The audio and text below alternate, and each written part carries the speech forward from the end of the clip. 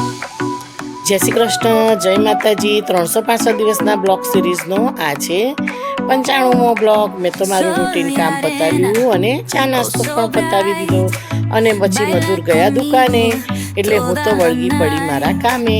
પણ સૌથી પહેલાં આજે તો કરવાનો હતો વાળમાં કલર, એટલે સૌથી પહેલાં એ કર્યો અને એ કલર સુકાય ત્યાં સુધી કરી નાખી રસોડાની ખાનાની થોડી સફાઈ, કારણ કે હમણાં બધા નવા વાસણ ખૂબ જ આવ્યા હતા ગિફ્ટમાં, તો એ બધા વાસણ અલગ કર્યા અને તેને મૂકવાના હતા માળીએ। અને આજે તો મને હેલ્પ કરવા આવી હતી મારા પાડોશમાં રહેતી વિહાના, કે લાવો હેપી હું તમને હેલ્પ કરાવી દઉં, એટલે ફટાફટ એને બધા વાસણ અલગ કર્યા અને મને હેલ્પ પણ કરી દીધી। અને પછી તો વાળ ધોઈ નાખ્યા અને લાગી ગઈ રસોઈમાં।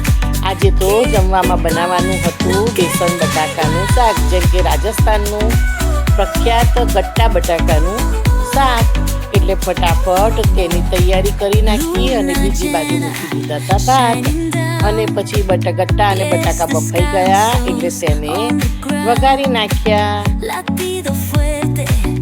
અમે તો ગટ્ટા બટાકાની અંદર જેમ બટાકા સમારીને મૂકીએ તેમ ગટ્ટાના પણ કટકા કરીને બાફીએ છીએ, એટલે વઘારતી વખતે ગરમા ગરમ ગટ્ટા કાપવા પડે નહીં અને ફટાફટ શાક વઘરી જાય। અને પછી તો લઈ લીધી રોટલીઓ કરવા માટે। આજે તો રોટલી ખાવી નહોતી એટલે બનાવ્યો પરાઠા, એટલે ફટાફટ પરાઠા બનાવતી હતી ત્યાં તો મજૂર આવી ગયા, એટલે પછી અમે તો બધા સાથે બેસી ગયા જમવા માટે।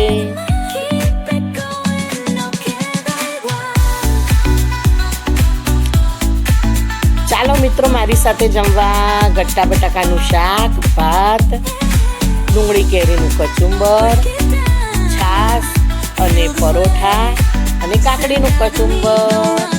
મારો બ્લોગ ગમ્યો હોય તો લાઈક, શેર અને સબસ્ક્રાઈબ કરજો। આવજો મિત્રો।